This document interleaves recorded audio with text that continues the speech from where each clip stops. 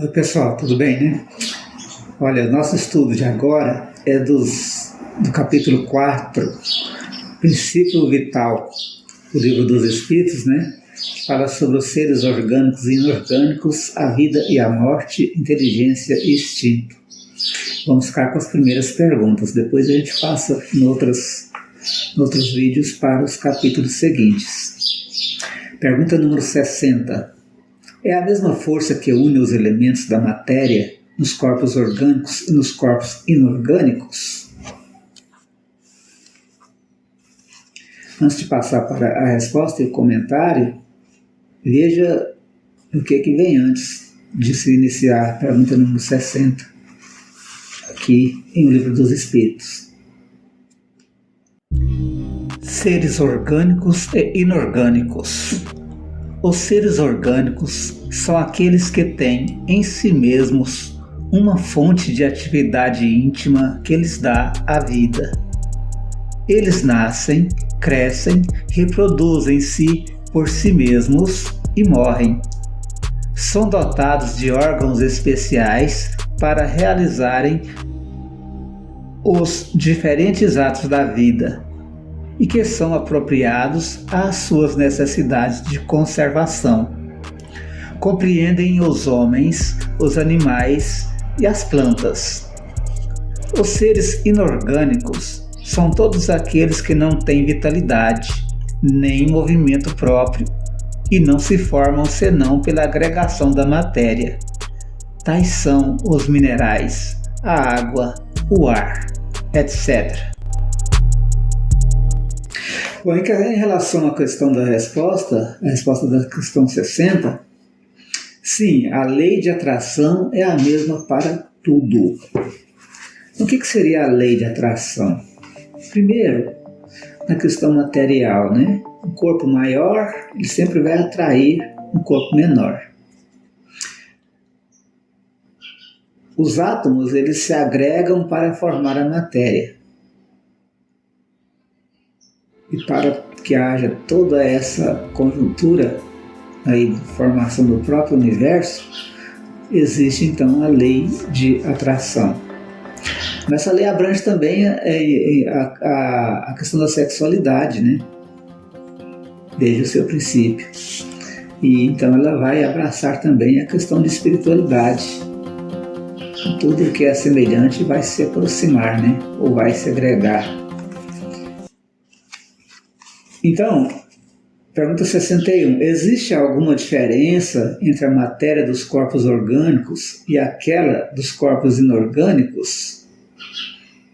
A questão da vida, né? O corpo inorgânico é aquele que não tem vida, qualquer coisa que não tem vida, né? E o corpo orgânico é aquele que tem vida. E qual seria essa... Existe uma diferença nisso? A matéria é sempre a mesma, porém nos corpos orgânicos está animalizada. Quer dizer, os corpos orgânicos têm alma, né? Tem espírito, ou tem pelo menos uma energia animalizada que os fazem movimentar e serem dados como seres vivos, né? E por que isso acontece, né? Qual é a causa da animalização da matéria? A sua união com o princípio vital. Porque o princípio vital é ele que vai dar a vida, né? Ele seria a espécie de elo entre a vida e a morte, né? O ser inorgânico, a partir do momento que tem um princípio vital agindo ali, ele se transforma em um ser vivo. Os homens, eles são formados de matéria inorgânica, né?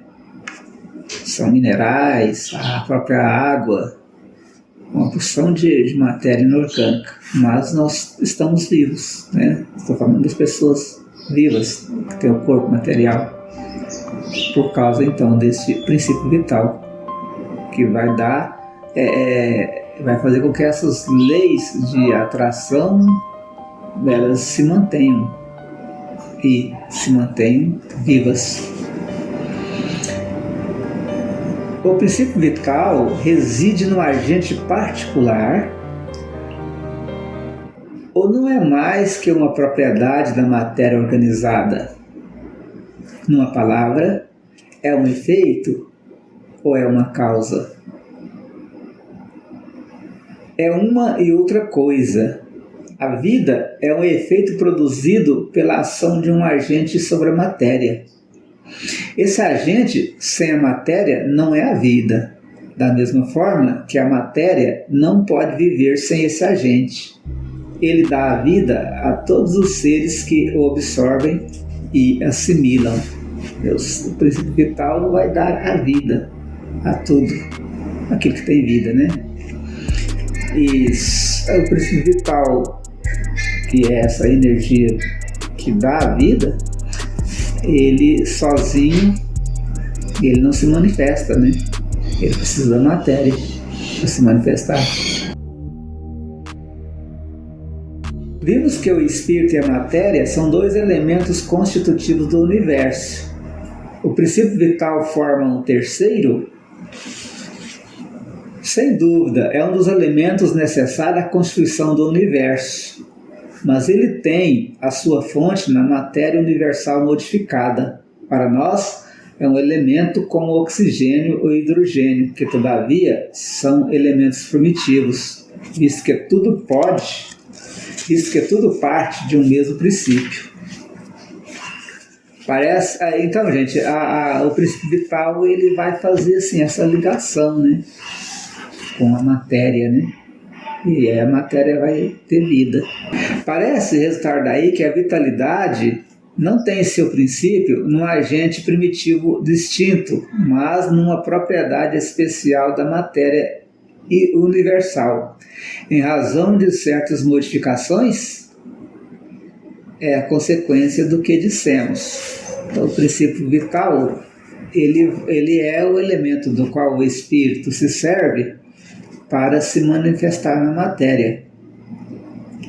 O espírito, ele não tem a capacidade sozinho de se manifestar nesse plano material que nós estamos.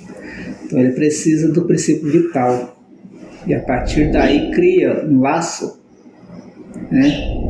E a partir desse laço se manifesta no mundo os espíritos, né? Se manifestam no mundo em formas vivas.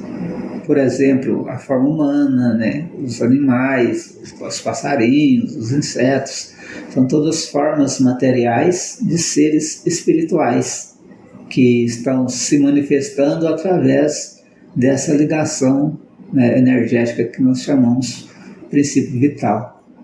Né, gente? É um pouco complicado porque o espiritismo não é assim tão algo assim fácil, né, da gente estudar e passar. Às vezes a gente não está conseguindo passar aí para vocês, mas algumas animações até ajudam, né? Eu vou tentar colocar aqui alguma animação para vocês entenderem, mas é uma consequência, né? Essa questão do princípio vital. O princípio vital O princípio vital reside em alguns dos corpos que conhecemos. Ele tem sua fonte no fluido universal, que chamais de fluido magnético ou fluido elétrico animalizado. É o intermediário, o elo entre o espírito e a matéria. Aquilo que dissemos, né? Ele vai ser aquele elo de ligação, para que o espírito possa se manifestar.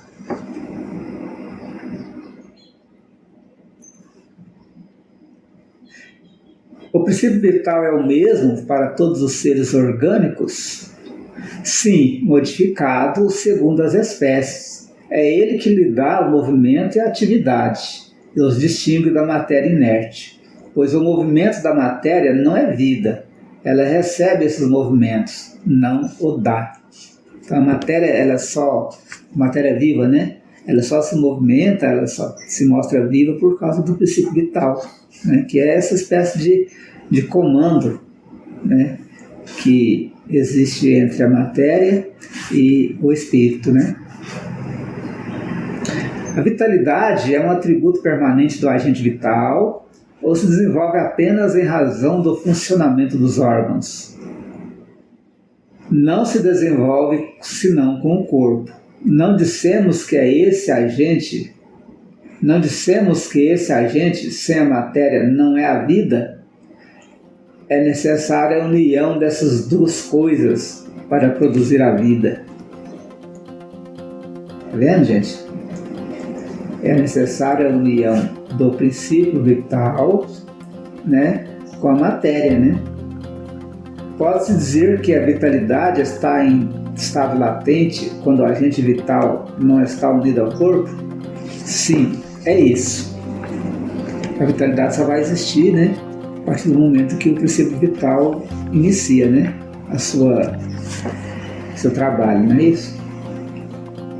O conjunto dos órgãos constitui uma espécie de mecanismo que recebe estímulo de atividades da atividade íntima ou princípio vital que existe neles. O princípio vital é a força motriz dos corpos orgânicos. Ao mesmo tempo que o agente vital estimula os órgãos, a ação dos órgãos entretém e desenvolve a atividade do agente vital, aproximadamente como se dá com o atrito, que desenvolve o calor. Então está aí essa questão do princípio vital. Talvez eu ache aqui alguma informação melhor, né, nas obras do Chico ou de alguém, eu vou trazer para você também, para ilustrar aqui as nossas ideias. Alô, pessoal, então esse é o nosso trabalho, então é esse a nossa visão a respeito do princípio vital, aqui está no Livro dos Espíritos. Falou? Próxima semana a gente vai cuidar então de falar sobre a vida e a morte, né, que tem muito a ver com esse princípio vital. Alô, gente? Deus abençoe e ilumine a todos.